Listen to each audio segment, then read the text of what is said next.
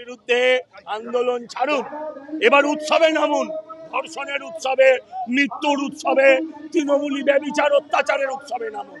মানুষের সেদিকে মন নেই। আমরা বলছি মানুষ উৎসব করবে, মানুষ উৎসব করবে, বোধনের আগে অকাল বোধন হয়ে যাবে। তুমি শুধু একবার পদত্যাগ করো, তুমি শুধু পিসিমণি একবার পদত্যাগ করো, দেখো সারা বাংলায় উৎসব হচ্ছে, ফাটিয়ে উৎসব হবে। শুধু একবার তুমি হাওয়াই চটি থেকে নেমে এসো, চটিটা পড়ো।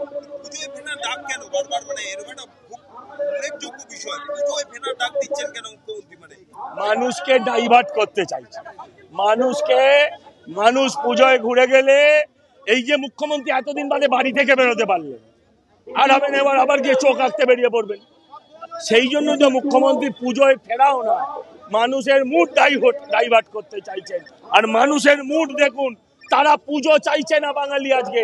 আমি একটা বড় পুজোর উদ্যোক্তা, আমিও পুজো ছেড়ে এখানে দাঁড়িয়ে, এখানে অনেকেই আছেন যারা পুজোর উদ্যোক্তা, তারা পুজো ছেড়ে লড়ে যাচ্ছে। কারণ মা বছর বছর আসবে, কিন্তু মায়ের কাছে জবাব কি দেব যে তোমার রাজ্যের লক্ষ্মীরা নিহতা, তাদের কাছে মায়ের কাছে জবাব কি দেব, কি বলে পুষ্পাঞ্জলি দেব যে আমি তোমার লক্ষ্মীকে রক্ষা করতে পারিনি, শুধু লক্ষ্মী ভান্ডার নিয়েছি। তার থেকে সামনেবার পুজো হবে, হোক, বেশি দিন আটকানো যাবে না। তুমি ডিসি নর্থকে জিজ্ঞাসা করো না কত নেবে, ব্যারিকেড ছড়াতে কত নেবে, ও তো শুধু টাকা চেনে। ওকে জিজ্ঞাসা করো কত নেবে ব্যারিকেডটা সরিয়ে দিতে, আমরা চাঁদা তুলে দিয়ে দেবো। পরিবারের তরফ থেকে একটা অভিযোগ করা হয়েছিল, এই ডিসি নর্থ সেদিনকে আরজি কর হাসপাতালে উপস্থিত ছিল, এমনকি এরকম একটা অভিযোগ করা যে টাকা দেয়া হয়েছে। সেই জন্য তো বলছো, তো শুধু টাকাই চেনে। ওকে বলো না এই ব্যারিকেডটা সরিয়ে দেবো, সরিয়ে দিতে কত নেবে। এই সরকার 10 লাখ দিয়ে কিনতে চায়, আমরা সেই সরকারকে চাঁদা তুলে কিনতে চাই। চাঁদা তুলে বলবো এটা নে, হেলিকপ্টারে তেল বল আর বাংলাদেশ চলে যায়। আমাদের সঙ্গে একেবারে সরাসরি তাপসদা আছে। তাপসদা কি বলবে, তোমরা প্রথম ব্যারিকেড ভাঙলে, দ্বিতীয় ব্যারিকেডে মহিলারা অভিযোগ করেছে পুলিশ ব্যাপকভাবে তাদেরকে গায়ে হাত দিয়েছে, আটকানোর চেষ্টা করে। না না, এখানে তো মহিলাদের সম্মানের কথা বলা হয়। আমি দাঁড়িয়ে তো দেখলাম দূর থেকে যে মহিলাদের ধাক্কা দিচ্ছে, মহিলা পুলিশ থাকা উচিত ছিল, রাখা উচিত ছিল। ডিসি নর্থ চলে গেছে, এখন এইভাবে পালিয়ে আর কতদিন বাঁচবে। তবে এটা ঘটনা যে বাংলার মানুষ বিনীত গোয়েল, অভিষেক গুপ্ত, ইন্দিরা মুখার্জিদের, এদের বাংলায় যেখানে যাবে ওদের এই ঘটনা কিন্তু তাড়া করে বেড়াবে, যেখানেই যাবে। সুতরাং ডিসি নর্থ কেন গেছিলেন সেদিনকে, ওনার এরিয়া নয়, কেন ওর বাবাকে অর্থ দিতে চেয়েছিলেন, এটা পুলিশের কাজ। 14 তারিখে ওই ভৈরবদের তাণ্ডব কেন আটকাতে পারলো না?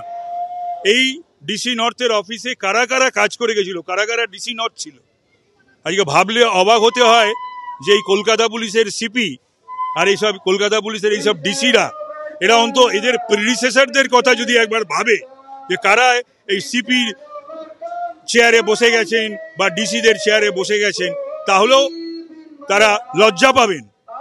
এবং যারা এখনো বেঁচে আছেন সিপিরা বা ডিসিরা, তারা লজ্জা পাচ্ছেন। তাদের অনেকের সঙ্গেই আমার কথাবার্তা হয়েছে। এটা খুবই দুঃখের বিষয়। এই আজকে 1 মাস পূর্ণ হলো ডিসি নর্থের আন্ডারেই আরজি কর, এবং এখানে সেই ঘটনা ঘটেছে। এবং সেখানে এই অভিষেক গুপ্তারা ডিসি নর্থ, এছাড়াও যে আইপিএস এবং নন আইপিএসরা যেমন ওসি টালা, এরা যে যুক্ত এই সাপ্রেস করার জন্যে, সাক্ষ্য প্রমাণ লোপাটে, ওই তাণ্ডব করানোর জন্যে, এবং তাড়াতাড়ি পোস্টমর্টেম করা, তাড়াতাড়ি সব দাহ করে দেওয়া, এসব পেছনে যারা ছিলেন তাদের সকলকেই সিবিআই এর তদন্তের আওতার মধ্যে আনতে হবে।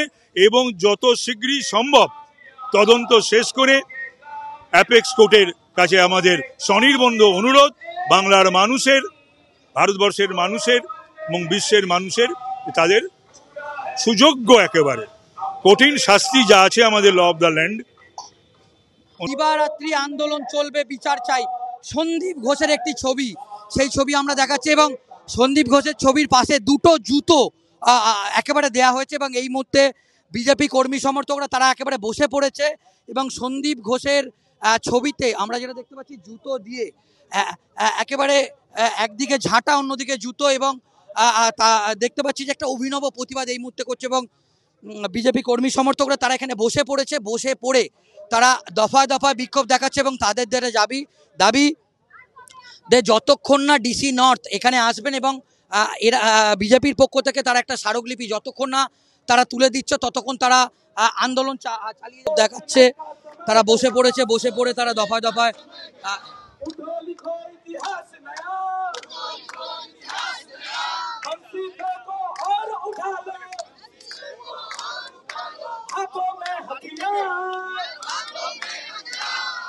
हो जाओ तैयार साथियों, हो जाओ तैयार, हो जाओ तैयार साथियों, हो जाओ तैयार। तूफानी गति रुके नहीं, शीश कटे पर झुके नहीं।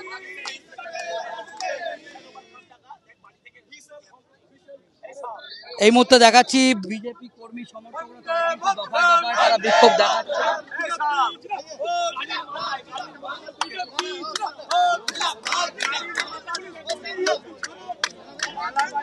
তারা এই মুহূর্তে বসে পড়েছে এবং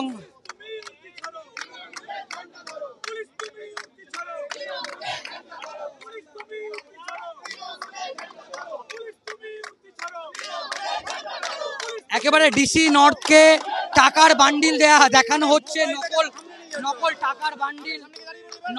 টাকার বান্ডিল কিন্তু দেখাচ্ছে এই মুহূর্তে ডিসি নর্থ।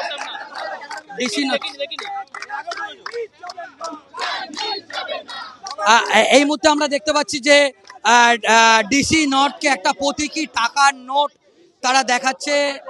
এই মুহূর্তে আমরা সেই ছবি দেখাচ্ছি যে নকল টাকার বান্ডিল, সেই বান্ডিল ডিসি নর্থের পক্ষ থেকে দেখানো হচ্ছে এবং এই মুহূর্তে তারা কিন্তু বসে পড়েছে এবং তাদের যেটা দাবি, আমাদের তিলোত্তমা বলুন, এই জাস্টিসটা দরকার। সকল পথ চলতি মানুষকে বলবো আমাদের সাথে হুইসেল ওভার কাম গানটাতে একসাথে সবাই মিলে হাততালি দিয়ে গলা মেলান এবং যে যার দলের রং হতে পারে, কিন্তু আমাদের এই লড়াই আমাদের সকল মনুষ্যত্বের লড়াই এটা। তাই আমাদের যে অভয়া বা আমাদের যে এই দিদির জন্য আমাদের এই লড়াই চলছে, আমরা এখানে হুইসেল ওভার কামটা সকল পথ চলতি মানুষ, বাড়ির মানুষ, দোকানে যারা রয়েছেন, আমাদের আন্দোলনে যারা রয়েছেন সকলকে একসাথে বলবো হুইসেল ওভার কামটা একসাথে আমরা গাইবো। Whistle overcome, whistle overcome, whistle overcome Friday. Oh,